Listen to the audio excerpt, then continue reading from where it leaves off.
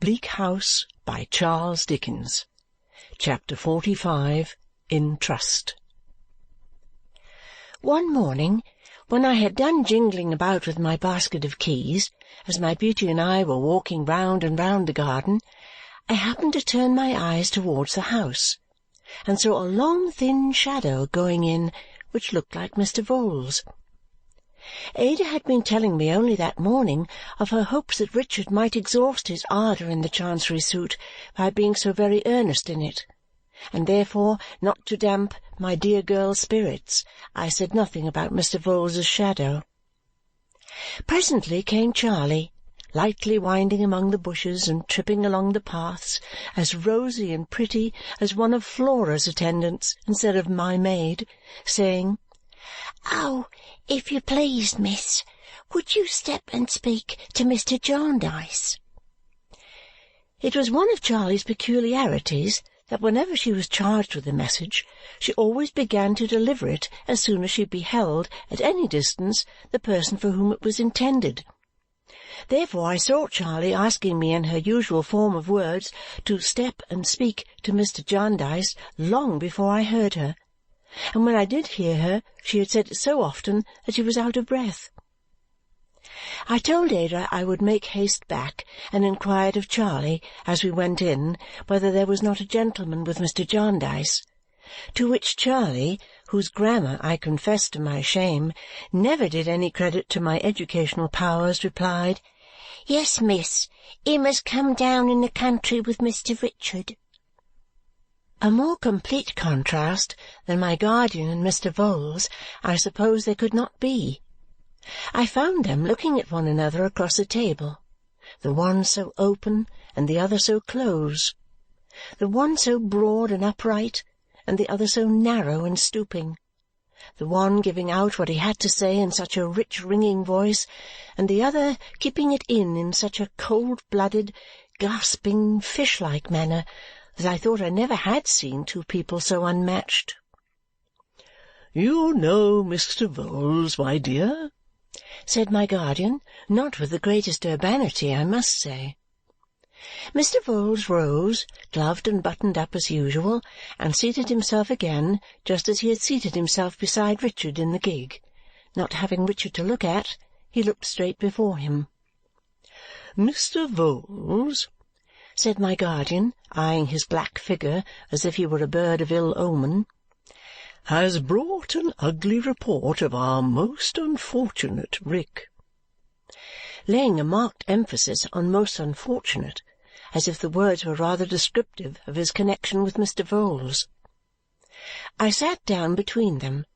Mr. Vholes remained immovable, except that he secretly picked at one of the red pimples on his yellow face with his black glove.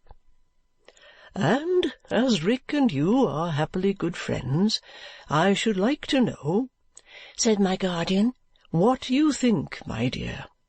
Would you be so good as to speak up, Mr. Vholes?" Doing anything but that, Mr. Vholes observed, "I have been saying that I have reason to know, Miss Summerson, as Mr. C.'s professional adviser, that Mr. C.'s circumstances are at the present moment in an embarrassed state. Not so much in point of amount as owing to the peculiar and pressing nature of liabilities Mr. C. has incurred and the means he has of liquidating or meeting the same. I have staved off many little matters for Mr. C., but there is a limit to staving off, and we have reached it. I have made some advances out of pocket to accommodate these unpleasantnesses, but I necessarily look to being repaid, for I do not pretend to be a man of capital, and I have a father to support in the Vale of Taunton, besides striving to realize some little independence for 3 dear girls at home. My apprehension is, Mr. C.'s circumstances being such, lest it should end in his obtaining leave to part with his commission, which at all events is desirable to be made known to his connections." Mr. Vholes, who had looked at me while speaking, here emerged into the silence he could hardly be said to have broken, so stifled was his tone, and looked before him again. "Imagine the poor fellow, without even his present resource," said my guardian to me. "Yet what can I do? You know him, Esther. He would never accept of help from me now. To offer it or hint at it would be to drive him to an extremity if nothing else did." Mr. Vholes hereupon addressed me again. "What Mr. Jarndyce remarks, miss, is no doubt the case and is the difficulty. I do not see that anything is to be done. I do not say that anything is to be done. Far from it. I merely come down here under the seal of confidence and mention it in order that everything may be openly carried on and that it may not be said afterwards that everything was not openly carried on. My wish is that everything should be openly carried on. I desire to leave a good name behind me. If I consulted merely my own interests with Mr. C., I should not be here. So insurmountable, as you must well know, would be his objections. This is not a professional attendance. This can be charged to nobody. I have no interest in it except as a member of society and a father and a son," said Mr. Vholes, who had nearly forgotten that point. It appeared to us that Mr. Vholes said neither more nor less than the truth in intimating that he sought to divide the responsibility, such as it was, of knowing Richard's situation. I could only suggest that I should go down to Deal, where Richard was then stationed, and see him, and try, if it were possible, to avert the worst. Without consulting Mr. Vholes on this point, I took my guardian aside to propose it, while Mr. Vholes gauntly stalked to the fire and warmed his funeral gloves.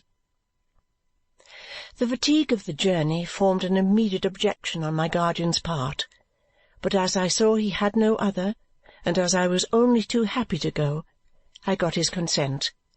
We had then merely to dispose of Mr. Vholes. "Well, sir," said Mr. Jarndyce, "Miss Summerson will communicate with Mr. Carstone, and you can only hope that his position may be yet retrievable. You will allow me to order you lunch after your journey, sir?" "I thank you, Mr. Jarndyce," said Mr. Vholes, putting out his long black sleeve to check the ringing of the bell. "Not any, I thank you, no, not a morsel. My digestion is much impaired, and I am but a poor knife and fork at any time. If I was to partake of solid food at this period of the day, I don't know what the consequences might be. Everything having been openly carried on, sir, I will now, with your permission, take my leave." "And I would that you could take your leave, and we could all take our leave, Mr. Vholes," returned my guardian bitterly, "of a cause you know of."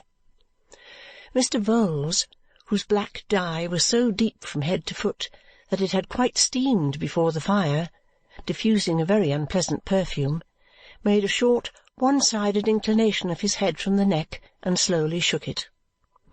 "We whose ambition it is to be looked upon in the light of respectable practitioners, sir, can but put our shoulders to the wheel. We do it, sir, at least I do it myself, and I wish to think well of my professional brethren, one and all. You are sensible of an obligation not to refer to me, miss, in communicating with Mr. C." I said I would be careful not to do it. "Just so, miss. Good morning, Mr. Jarndyce. Good morning, sir." Mr. Vholes put his dead glove, which scarcely seemed to have any hand in it, on my fingers, and then on my guardian's fingers, and took his long thin shadow away. I thought of it on the outside of the coach, passing over all the sunny landscape between us and London, chilling the seed in the ground as it glided along. Of course it became necessary to tell Ada where I was going and why I was going, and of course she was anxious and distressed.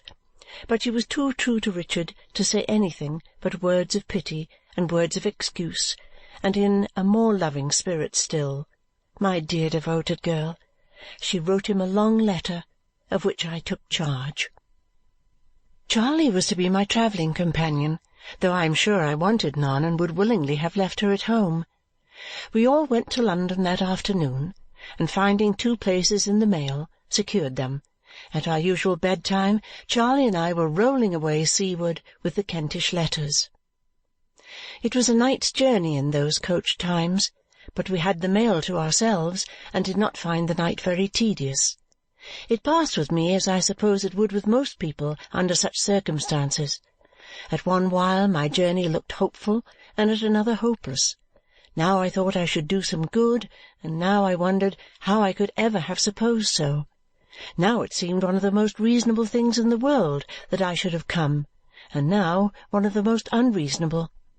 In what state I should find Richard, what I should say to him, and what he would say to me, occupied my mind by turns with these two states of feeling, and the wheels seemed to play one tune, to which the burden of my guardian's letter set itself, over and over again all night. At last we came into the narrow streets of Deal, and very gloomy they were upon a raw misty morning.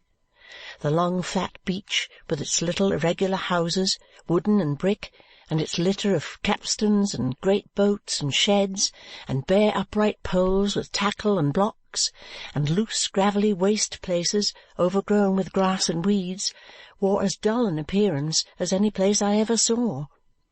The sea was heaving under a thick white fog, and nothing else was moving but a few early rope-makers, who, with the yarn twisted round their bodies, looked as if, tired of their present state of existence, they were spinning themselves into cordage. But when we got into a warm room in an excellent hotel and sat down, comfortably washed and dressed, to an early breakfast, for it was too late to think of going to bed, Deal began to look more cheerful. Our little room was like a ship's cabin, and that delighted Charley very much. Then the fog began to rise like a curtain, and numbers of ships that we had had no idea were near appeared. I don't know how many sail the waiter told us were then lying in the Downs.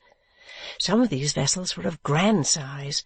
One was a large Indiaman, just come home, and when the sun shone through the clouds, making silvery pools in the dark sea, the way in which these ships brightened and shadowed and changed amid a bustle of boats pulling off from the shore to them and from them to the shore, and a general life and motion in themselves, and everything around them was most beautiful. The large Indiaman was our great attraction, because she had come into the Downs in the night. She was surrounded by boats, and we said how glad the people on board of her must be to come ashore. Charley was curious, too, about the voyage, and about the heat in India, and the serpents and the tigers, and as she picked up such information much faster than grammar, I told her what I knew on these points. I told her, too, how people in such voyages were sometimes wrecked and cast on rocks, where they were saved by the intrepidity and humanity of one man. And Charley asking how that could be, I told her how we knew at home of such a case. I had thought of sending Richard a note saying I was there, but it seemed so much better to go to him without preparation. As he lived in barracks, I was a little doubtful whether this was feasible, but we went out to reconnoitre. Peeping in at the gate of the barrack yard, we found everything very quiet at that time in the morning, and I asked a sergeant standing on the guard-house steps where he lived. He sent a man before to show me, who went up some bare stairs and knocked with his knuckles at a door and left us. "Now then," cried Richard from within. So I left Charley in the little passage, and going on to the half-open door, said, "Can I come in, Richard? It's only Dame Durden." He was writing at a table, with a great confusion of clothes, tin cases, books, boots, brushes, and portmanteaus strewn all about the floor. He was only half-dressed, in plain clothes, I observed, not in uniform, and his hair was unbrushed, and he looked as wild as his room. All this I saw after he had heartily welcomed me, and I was seated near him, for he started upon hearing my voice and caught me in his arms in a moment. Dear Richard! He was ever the same to me. Down, too. Ah, poor, poor fellow! To the end he never received me but with something of his old merry boyish manner. "Good heaven, my dear little woman," said he, "how do you come here? Who could have thought of seeing you? Nothing the matter? Ada is well?" "Quite well. Lovelier than ever, Richard." "Ah!" he said, leaning back in his chair. "My poor cousin! I was writing to you, Esther." So worn and haggard as he looked, even in the fullness of his handsome youth, leaning back in his chair and crushing the closely written sheet of paper in his hand. "Have you been at the trouble of writing all that, and I am not to read it after all?" I asked. "Oh, my dear," he returned with a hopeless gesture, "you may read it in the whole room. It is all over here." I mildly entreated him not to be despondent. I told him that I had heard by chance of his being in difficulty and had come to consult with him what could best be done. "Like you, Esther, but useless, and so not like you," said he with a melancholy smile. "I am away on leave this day. Should have been gone in another hour, and that is to smooth it over for my selling out. Well, let bygones be bygones. So this calling follows the rest. I only want to have been in the church, to have made the round of all the professions." "Richard," I urged, "it is not so hopeless as that." "Esther," he returned, "it is indeed. I am just so near disgrace as that those who are put in authority over me, as the catechism goes, would far rather be without me than with me. And they are right. Apart from debts and duns and all such drawbacks, I am not fit even for this employment. I have no care, no mind, no heart, no soul, but for one thing. Why, if this bubble hadn't broken now," he said, tearing the letter he had written into fragments and moodily casting them away by driblets, "how could I have gone abroad? I must have been ordered abroad, but how could I have gone? How could I, with my experience of that thing, trust even Vholes unless I was at his back?" I suppose he knew by my face what I was about to say, but he caught the hand I had laid upon his arm and touched my own lips with it to prevent me from going on. "No, Dame Durden. 2 subjects I forbid, must forbid. The first is John Jarndyce. The second, you know what. Call it madness, and I tell you I can't help it now, and can't be sane. But it is no such thing. It is the one object I have to pursue. It is a pity I ever was prevailed upon to turn out of my road for any other. It would be wisdom to abandon it now, after all the time, anxiety, and pains I have bestowed upon it. Oh, yes, true wisdom. It would be very agreeable, too, to some people, but I never will." He was in that mood in which I thought it best not to increase his determination, if anything could increase it, by opposing him. I took out Ada's letter and put it in his hand.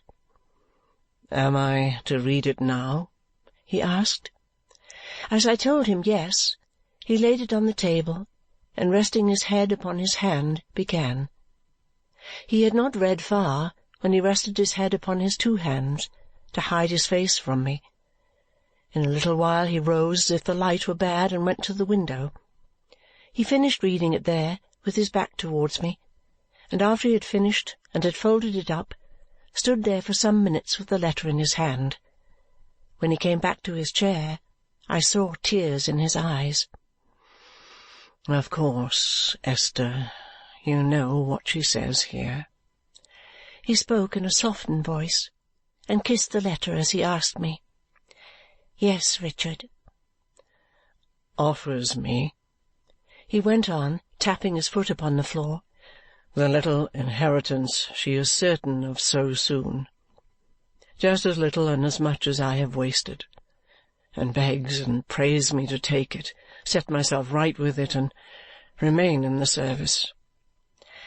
"I know your welfare to be the dearest wish of her heart," said I, "and oh, my dear Richard, Ada's is a noble heart." "I am sure it is. I wish I was dead." He went back to the window, and laying his arm across it, leaned his head down on his arm. It greatly affected me to see him so, but I hoped he might become more yielding, and I remained silent. My experience was very limited. I was not at all prepared for his rousing himself out of this emotion to a new sense of injury.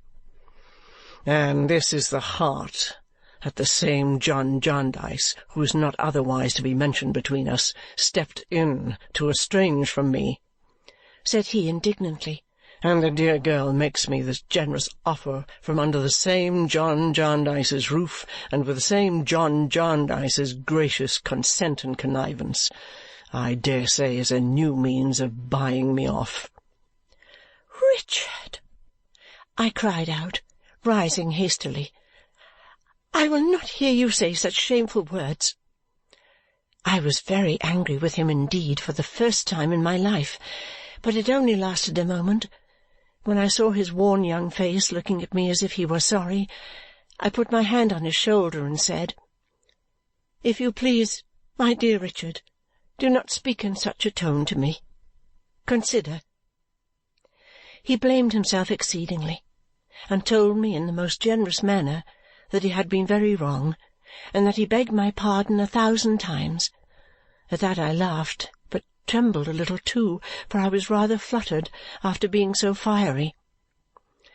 "To accept this offer, my dear Esther," said he, sitting down beside me and resuming our conversation, "once more, pray, pray forgive me. I am deeply grieved.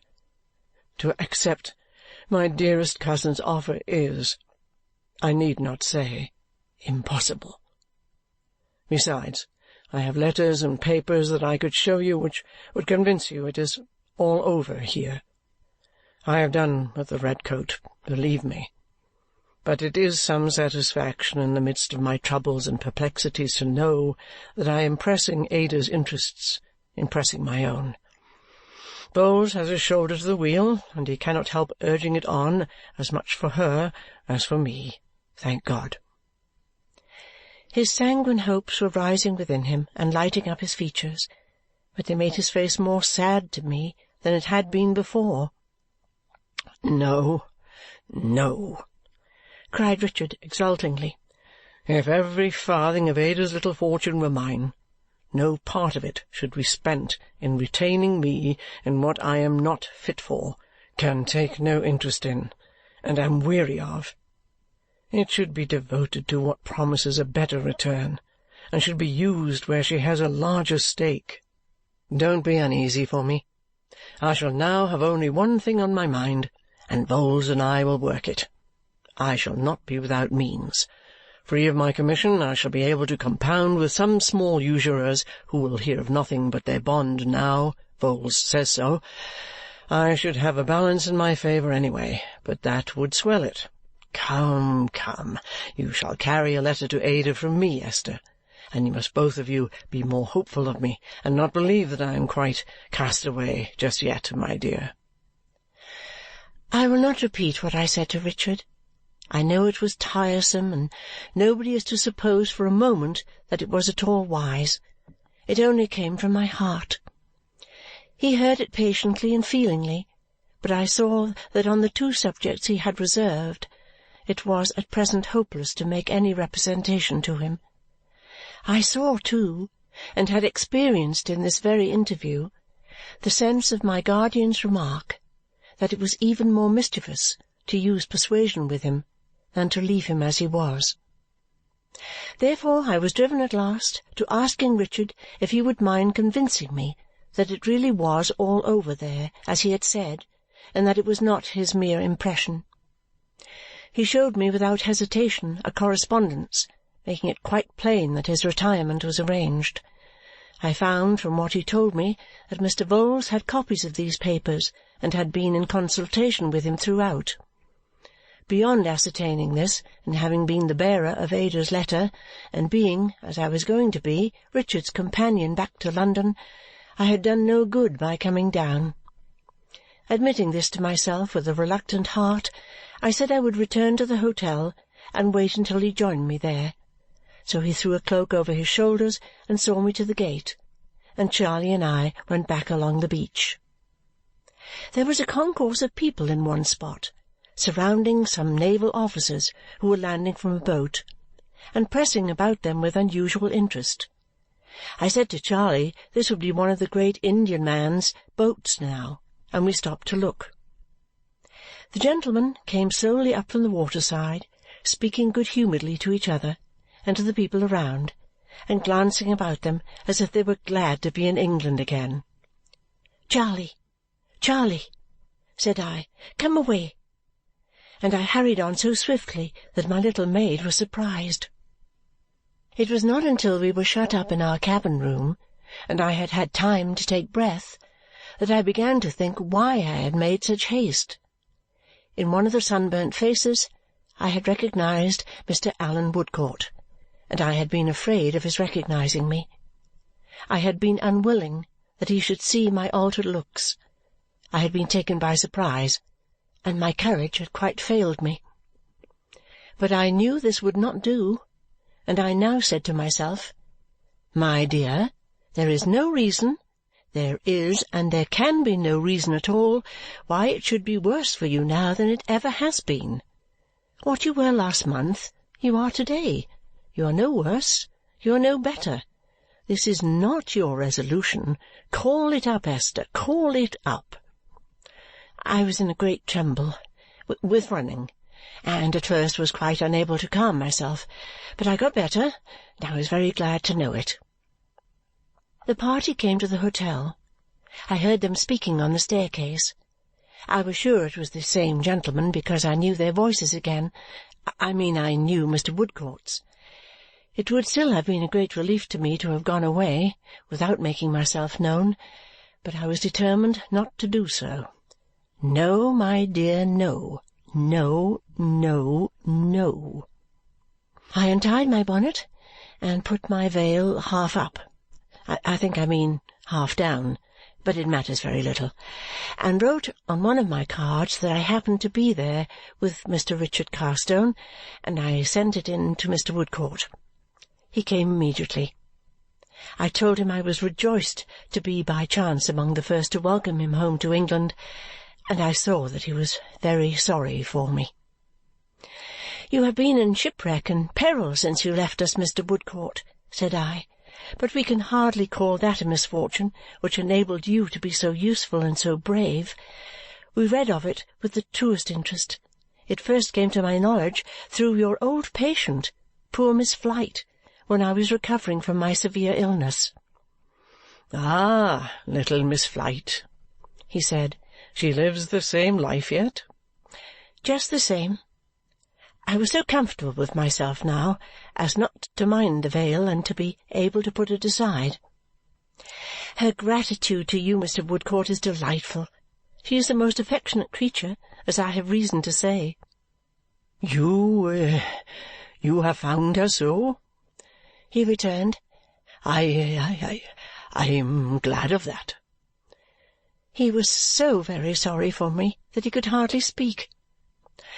"I assure you," said I, "that I was deeply touched by her sympathy and pleasure at the time I have referred to."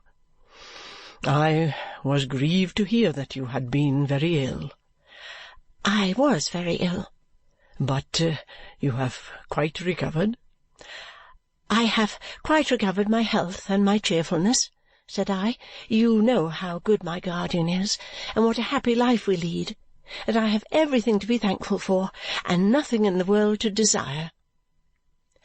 I felt as if he had greater commiseration for me than I had ever had for myself.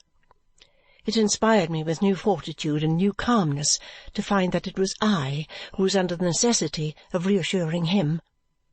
I spoke to him of his voyage out and home, and of his future plans, and of his probable return to India. He said that was very doubtful. He had not found himself more favoured by fortune there than here. He had gone out a poor ship's surgeon and had come home nothing better. While we were talking, and when I was glad to believe that I had alleviated, if I may use such a term, the shock he had had in seeing me, Richard came in. He had heard downstairs who was with me, and they met with cordial pleasure. I saw that after their first greetings were over, and when they spoke of Richard's career, Mr. Woodcourt had a perception that all was not going well with him. He frequently glanced at his face, as if there were something in it that gave him pain, and more than once he looked towards me as though he sought to ascertain whether I knew what the truth was. Yet Richard was in one of his sanguine states, and in good spirits, and was thoroughly pleased to see Mr. Woodcourt again, whom he had always liked. Richard proposed that we all should go to London together, but Mr. Woodcourt, having to remain by his ship a little longer, could not join us. He dined with us, however, at an early hour, and became so much more like what he used to be that I was still more at peace to think I had been able to soften his regrets. Yet his mind was not relieved of Richard. When the coach was almost ready, and Richard ran down to look after his luggage, he spoke to me about him. I was not sure that I had a right to lay his whole story open, but I referred in a few words to his estrangement from Mr. Jarndyce and to his being entangled in the ill-fated Chancery suit. Mr. Woodcourt listened with interest and expressed his regret. "I saw you observe him rather closely," said I. "Do you think him so changed?" "He is changed," he returned, shaking his head. I felt the blood rush into my face for the first time, but it was only an instantaneous emotion. I turned my head aside, and it was gone. "It is not," said Mr. Woodcourt, "his being so much younger or older or thinner or fatter or paler or ruddier as there being upon his face such a singular expression. I never saw so remarkable a look in a young person. One cannot say that it is all anxiety or all weariness, yet it is both, and like ungrown despair."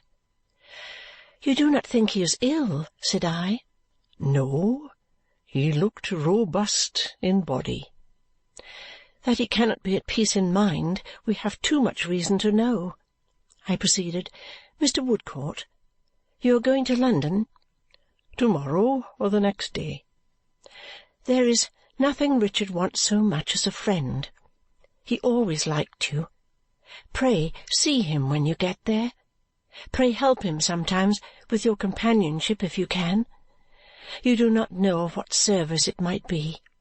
You cannot think how Ada and Mr. Jarndyce and even I, how we should all thank you, Mr. Woodcourt." "Miss Summerson," he said, more moved than he had been from the first, "before heaven, I will be a true friend to him. I will accept him as a trust, and it shall be a sacred one."